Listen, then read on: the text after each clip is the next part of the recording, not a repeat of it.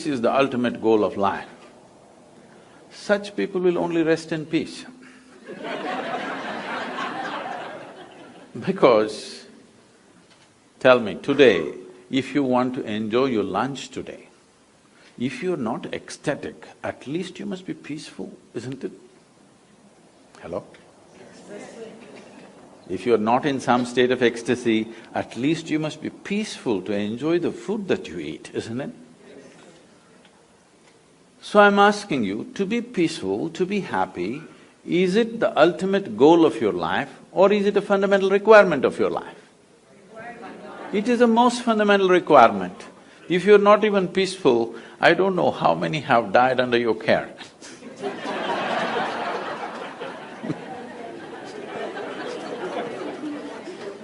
Because when you're not even peaceful and happy, you tend to do things which are neither good for you nor for anybody, isn't it?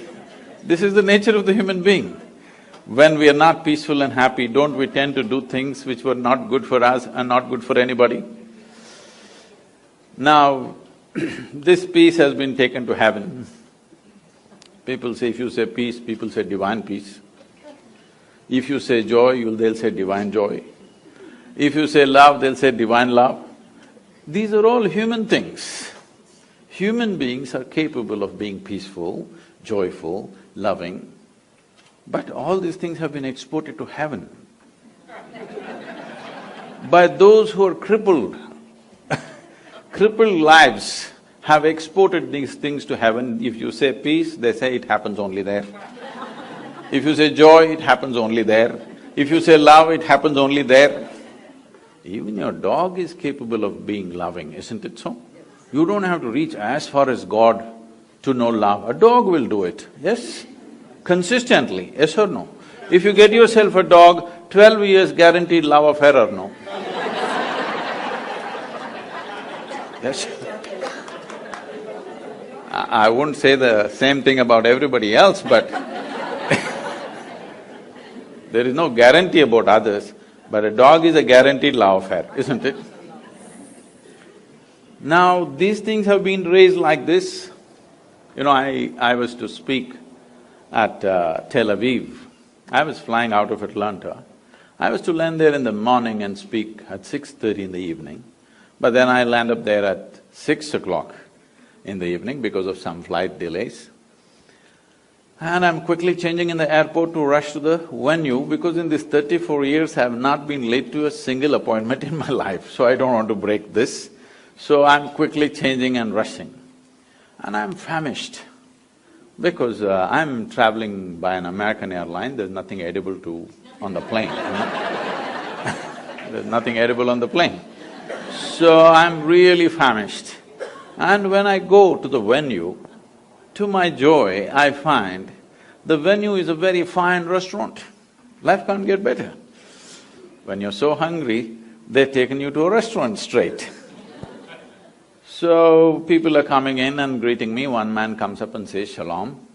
I ask him, "What does it mean?" He says, "This is the highest way of greeting." I said, "Well, that's your opinion, what does it mean?" He said, "No, this is really the highest way of greeting." I said, "All right, but what does the word mean?" He said, "It means peace." I said, "Why would peace be the highest way of greeting unless you're born in Middle East?"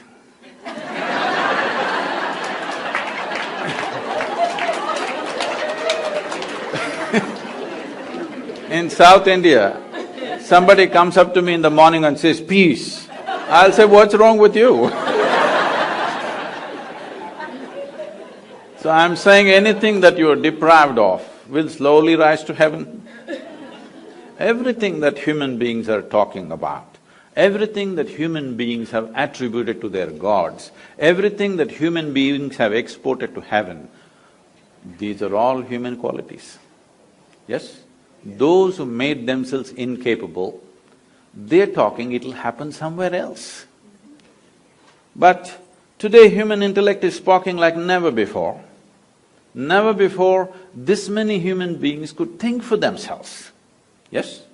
Never before in the history of humanity, because otherwise a priest, a pandit, a scripture, something else thought for you. Now human beings are beginning to think for themselves. Whether they're thinking straight or not is another issue, but at least they're thinking something. It's a good beginning, something they're thinking. Once they start thinking, the problem with thought is, it has to be logically correct, otherwise it doesn't go by. Even the most idiotic argument if you witness, people are talking the way they're talking because they believe it's logically correct. Yes or no? Nobody thinks he's logically wrong and continues to argue, he won't do that. He somehow finds a way to make it logically correct. So, once this happens, that human intellect begins to fire like this, even if God comes and stands here and speaks, unless he makes sense, people will reject him. Yes or no? Maybe you don't have the courage to say yes. Your children, they are going to reject it. Unless it makes sense to them, they're going to reject it. Yes or no? So once they reject it, it may so happen, heavens will crumble. Heavens will fall down.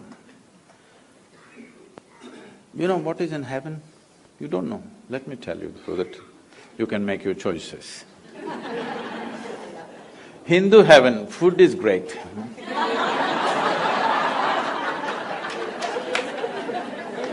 Because Nala himself cooks for you there. Nala himself cooks, he is the best chef in the universe. So food is very good. If you're a foodie, you must go to Hindu heaven. In another heaven, in the clouds, white-gowned ladies are floating. If you like that kind of ambience, you can go there. In another heaven, you'll have virgin problems. If you want to encounter that, you can go there. Only problem is, what is the qualification for you to get there? This happened in a Sunday school in Alabama. Anybody from Alabama? Yes. I would have chosen another state if you had told me you're here.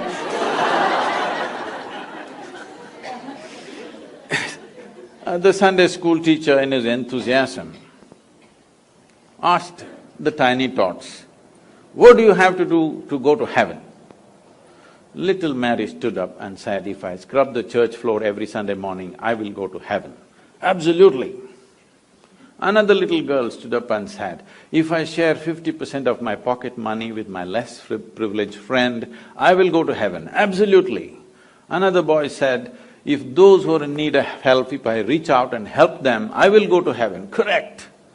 Little Tommy in the back bench stood up and said, "You gotta die first."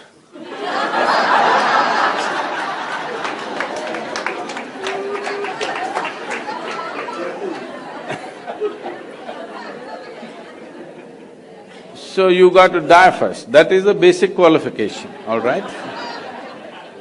So when you die, depending on your culture, we'll either bury you or burn you or feed you to the birds.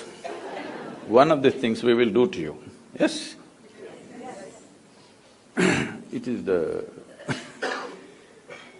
or in other words, anyway, your body, we put it back into this earth because this body is something that you borrowed from this planet, isn't it so? You're on loan. If you were planning to take it to heaven, you're a willful defaulter, Yes? It's good to pay this back, isn't it? What we have taken, we can use it well. When it's time, we must pay back the loan or no? Put it back into the earth. Whether you like it or not, they will. So once you left your body here, what will you do with good food and virgins and all this stuff? These are all problems that people have when they have a body, isn't it? Once you put the body here, what will you do with all these things? So I'm saying, once intellect fires big time, we have kept it down because if you ask questions, we would have you dead for a long time. Please understand. With this we had kept it down, but we can't keep it down anymore. Now people will ask all kinds of things. When they ask 2-3 questions, heavens will crumble. Heavens may crumble, but human longing to experience something more will not go. The human longing to experience something will always be there. If you take away the hope that somewhere else it's going to happen to you, people will start seeking solutions here. When they start seeking solutions here, if you don't show them a way, if you don't show them a way which is logically correct and scientifically ascertainable way, where you can take charge of your inner experience and cause the kind of experience that you want to be in, if you don't teach them the ways, if you don't give them the technologies for inner well-being, then I would say in another 60 to 80 years' time, 90% of the humanity will seek chemical solutions. They will be either on drink or drug. Tell me, most of you, whatever your age right now, when you were 20 years of age, how many people were drinking and drugging on this planet? Today, how many people are doing? Has it gone up by 1000% at least? 10 times over or more? It has. This is because people are seeking solutions here, because slowly all these people are losing faith that somewhere else it'll be better. They're trying to make it better right here. If you don't show them the right way, they will somehow try to do it. Now, I'm not looking at this as a moral issue. 90% of the people being on drink and drug is not a moral issue for me. One responsibility we have as a generation of people is that when we leave, we have left a generation which is at least one step better than us. This is a fundamental responsibility we have as a generation. But when we leave, if we are all on 90% of us or on drink and drug, when we leave, we will leave a worse generation than us, because we will become incapable of even producing a better generation. And this will be a complete failure of who we are, everything that we worked for, the development of civilizations, all this will go waste if 90% of the population goes on this. In New York City, what do you think is the percentage? I'll leave it to you. People from New York tell me. What do you think is the percentage who are seeking some kind of chemical solution for their experience to make themselves peaceful? They have to drink something or pop something. What do you think is the percentage?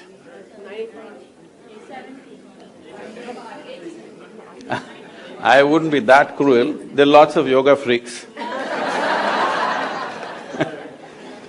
But it's a big percentage, not a percentage to ignore anymore, isn't it? It's like, those of you who come from India anyway, all of you are largely, when you were growing up as children, there were few drunkards in the town. Yes? 1, maybe 2%, they are drunkards, they're not normal people. But they are the normal ones now. There are a few who don't drink, who are freakish. There are 2% freaks who don't drink anymore. So, this is not a moral thing. This is just that you have become incapable of dealing with yourself. That is a fundamental thing. See, what amazes me is people live here 50, 60, 70 years. They are 60, 70 years of age, still they do not know how to deal with their own thought and their own emotion. This you may think is normal, is not normal, I'm telling you. If you do not… See, these are the basic faculties that you have. A human being can think about anything he or she wants, can emote in many strong ways. If these thoughts and emotions don't work for you, they're working against you, that means you have not figured the fundamentals of being human, isn't it? You would have been peaceful if you were born as an earthworm or something. The problem is, right now, human beings are not suffering something that they don't have. Their suffering is because of their own intelligence. If I take away half your brain, most of you would be peaceful. Yes. It's being done in the… in some institutions it's being done, lobotomy is being conducted, right? When somebody cannot control themselves at all, pull off a part of the brain, they're quite peaceful. I think people are even suggesting it's time we do it when the children are born. If you take off certain things, criminal attitudes will go, this will go, that will go. People are suggesting such things, responsible medical institutions are suggesting such things. If you cripple everybody, there may be no crime in New York City. If you cut off everybody's legs, or you take off everybody's head, there'll be no crime at all. But it will also take off the possibility. It may take off some small problem, but it will take off the possibility of being human, isn't it? To be a full-fledged human being is important. If you want to be a full-fledged human being, there are two fundamental things. One thing is, a human being has a vivid sense of memory.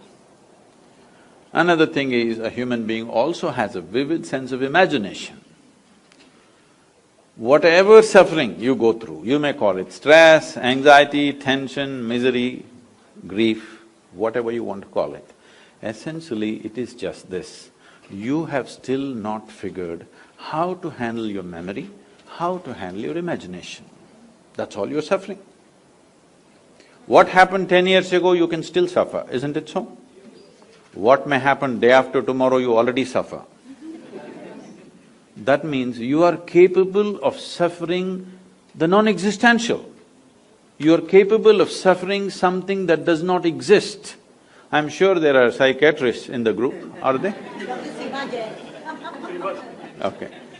This even by medical definition, if somebody is suffering that does not exist, do they qualify? Do they qualify or no? They do qualify as patients, right? That's all I'm saying. I'm saying, if you start suffering something that does not exist, that means you even medically you qualify as a case. Case number whatever. Now, this is not a joke, because we are leaving human beings with education systems which will teach you everything about the world, not a thing about yourself. Trying to control this with fear, trying to control this with possibilities of punishment somewhere else, it's not worked. Anyway, people are doing what the hell they're doing, aren't they? Yes? It is time that we bring sense to the world. We are always thinking in terms of good and bad. This has happened because of certain types of religious beliefs, certain types of things where everything is controlled by fear and guilt and whatever. First thing is you divided the world into God and devil, good and evil, this and that. No, I'll ask you a simple question. Is there anybody here who is 24 hours good or 24 hours bad? Hello? You… Yes or no? You oscillate, right, a little bit, here and there. One moment you're wonderful, another moment you're nasty, another moment you're beautiful, another moment you're ugly. Is this not happening? So, if we have to divide you between good and evil, probably we have to cut off a part of you. That is what they're saying. If we take off certain parts of your brain, all evil will go and you will become pure and useless. The biggest problem is we've been trying to produce good people. The world never tried to produce sensible and joyful people. We've always been striving to produce good people. And it's good people who are constantly at each other. It is always a good Hindu fighting a good Muslim, a good Indian fighting a good Pakistani, more good, more fighting, and a good American fighting good just about anybody.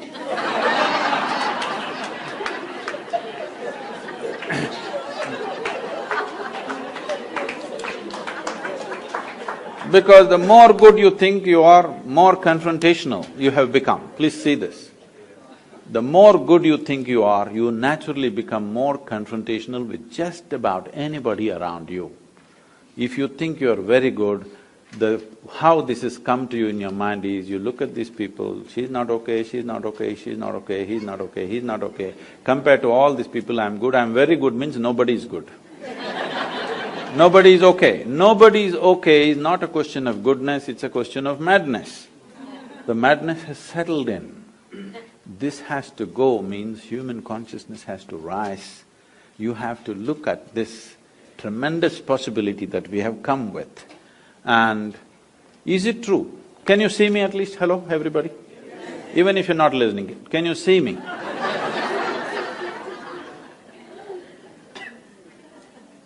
Use one hand, point out where am I, please.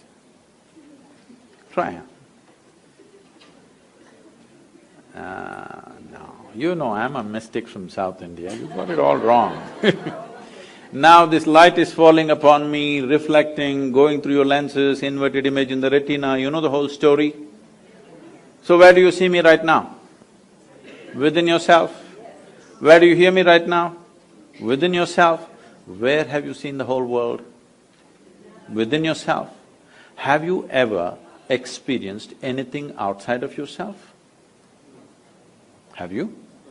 Right now, someone sitting next to you, they touch your hand, you think you're experiencing their hand. No. You're only experiencing the sensations in your hand, isn't it? Even without the help of the other person, you can, with little imagination, cause the sensations you want, isn't it? So your entire experience of life, light and darkness is happening within you. Agony and ecstasy happens within you, joy and misery happens within you, peace and turmoil happens within you. If every human experience is generated from within, at least what happens within you must happen your way, isn't it? World will not happen your way, and I'm glad it's not happening your way, because if the entire world happened your way, where do I go? I'm glad it's not happening your way. Little bit my way, little bit your way, little bit somebody else's way, it's all right. But the important thing is, this one is not happening your way. This is a big problem, isn't it? If this one person, yourself, if this one person happened your way, would you keep this person blissful or miserable? You must make a choice, I'm going to bless you right now. What is your choice? For yourself, what is your choice? Highest level of pleasantness, isn't it? What you want for your neighbor may be debatable, but what you want for yourself is very, very clear, isn't it so? But why such a simple thing is not happening? Simply because, you know Charles Darwin? Some 150 years ago, 2012 was 200th birth anniversary of Darwin. Some 150 years ago, he propounded a theory and he said, what was a deer could have become a giraffe? So many million years. What was a pig could have become an elephant? So many more million years. What was a monkey became a human, but it happened rather quickly. Yes, so quickly that anthropologists think there is a missing link. They're still looking out, I'm saying. Did anybody meet? Did you meet a missing link, I'm asking? No. Now, they're saying the DNA difference between you and a chimpanzee is only 1.23%. 1.23% is not much of a difference, isn't it? Not much of a percentage. Not a percentage to boast about, isn't it? The thing is just this, physiologically, you're only 1.23% away from a chimpanzee.